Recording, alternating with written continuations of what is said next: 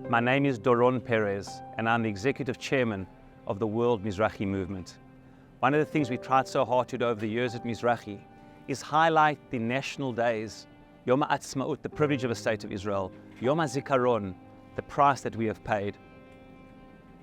Who would have believed a year ago that I and our family, the Perezes, and our son Daniel, would be part of the story of the deceased families, of the bereaved families, the mishpachot shkulot of Yom HaZikaron.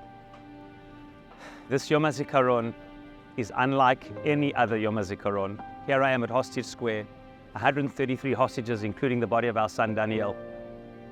And you know, his story is perhaps like the story of the Jewish people this last year, since October 7th. He was first missing, then taken hostage, hopefully alive. Then we knew he was injured. Then we heard 163 days later that he was deceased. His body still held in Gaza. And our son Yonatan, who fought 100 meters away from Daniel, was injured himself. This Yom HaZikaron here at Hostage Square this year is unlike any other Yom HaZikaron that we, as the Jewish people in the state of Israel, have faced. Our son Daniel, what can I say about him? The most free-spirited, independent person that I knew. ADHD, adventure-seeking, fun-loving, always surrounded by friends, hundreds of friends he had. And a person who nothing could make him do what he didn't want to do. But if he wanted to do something, nothing could stop him. Indeed, when he was injured at the age of 18 in a wakeboarding accident and his profile was taken down, he fought with the army almost for a year so that at least he could go to Shirion.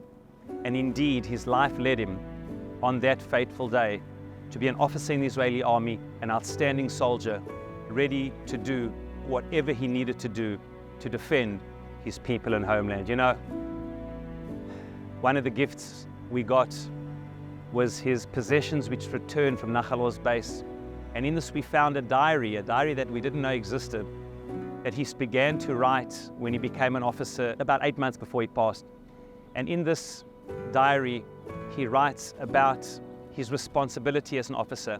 And what blew my mind when we opened to the first page in the diary, he says, Dvarim shani choshev alem lifnei hashena, the things that I think about before I go to sleep. And at the top of the list was, I understand what my mission is. When I went to Poland in high school, I understood the price we paid for not having a state. Now that I'm able to defend my country and people and home, it is my responsibility. And then he wrote the following 5 words in Hebrew, Im lo ani, as me. If not me, then who? Daniel, when he put on his army uniform, took all of those energies and adventure seeking and channeled them towards serving the Jewish people.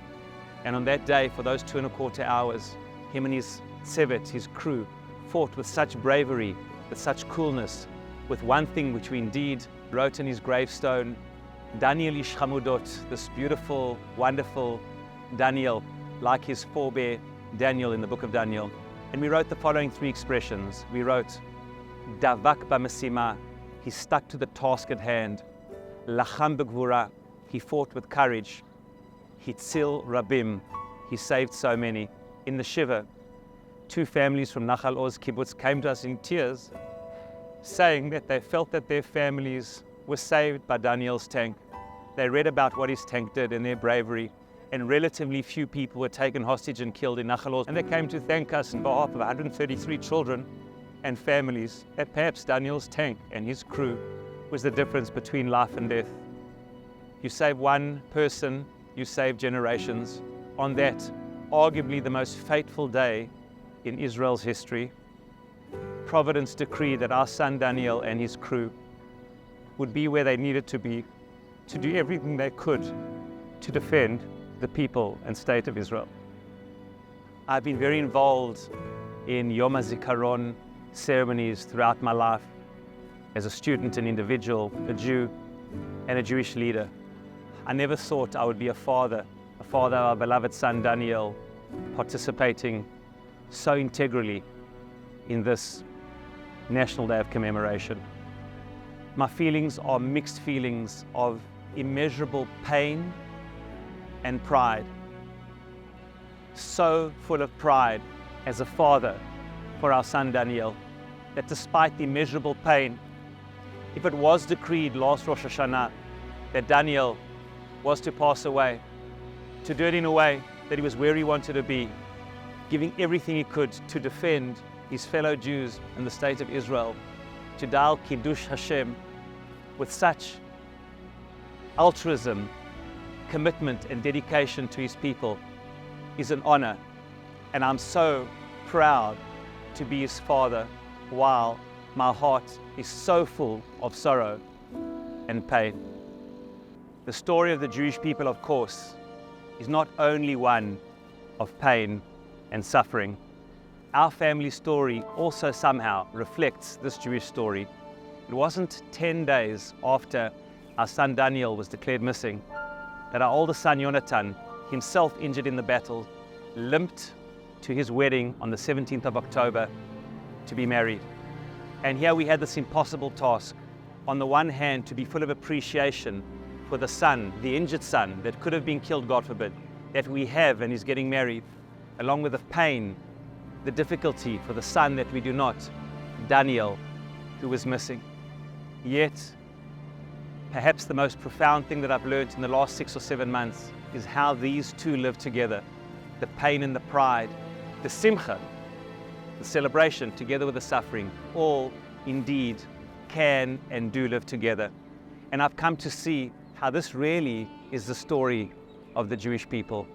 You see, it was Thomas Cahill, the famed American-Irish historian and writer, who said in his book, The Gifts of the Jews, that it was the Jews who gave humanity the concept of memory and history, to look back and to remember our past. And he said in the story of the Jewish people is the story of humanity, that all this pain and suffering, together with a celebration and their hope, works together. And that indeed is what Yom HaZikaron, the day of memory and remembrance, is all about. Because straight from this day we go into Yom HaAtzmaut, the time of celebration, that these two go together, the difficulty and the celebration together. And so too from Tanit Esther we go straight into Purim. And indeed, the day of remembrance, when we remember Laman Tizkor at Yom Tzeit Chametz Mitzrayim, where we sat together only a few weeks ago and together remembered what is the story of the Jewish people.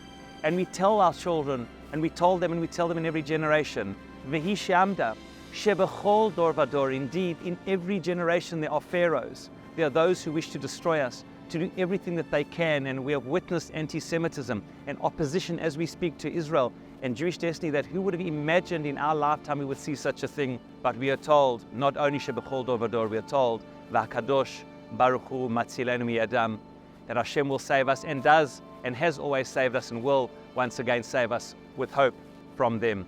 And indeed, on this day there is so much bitterness. Our son, part of the bitterness, along with 1,500 others who've lost their lives, a bitterness that will always be throughout life, accompanying every experience of life, tinged with the bitterness of the maror, with the lechem oni, the bread of affliction that our family and so many others have been afflicted by. But that is only part of the story. It's not the whole story. The matzah is also the bread of salvation, the Korban Pesach, and the future of Jewish destiny. And yes, there is indeed so much pain, so much loss, so much difficulty, but never despair. And that's why perhaps arguably the most central Jewish word is tikva, which appears kavel Hashem chazak v'yametz libecha. There is always tikva, v'yesh tikva lachritech. There's always hope that no matter how painful and difficult life is, and so often is, there is pride, there is belief in Jewish destiny, there is a future. And part of this hope, specifically this year, as I sit in Hostage Square, along with 133 empty chairs, that the body, the lifeless body of our son Daniel, should return with all of those to be buried with a kever Yisrael, a dignified Jewish burial. And the many who are alive, each and every one of them soon should be reunited with their families, and to bring each and every one of them home. The Jewish people will prevail. Am Yisrael Chai.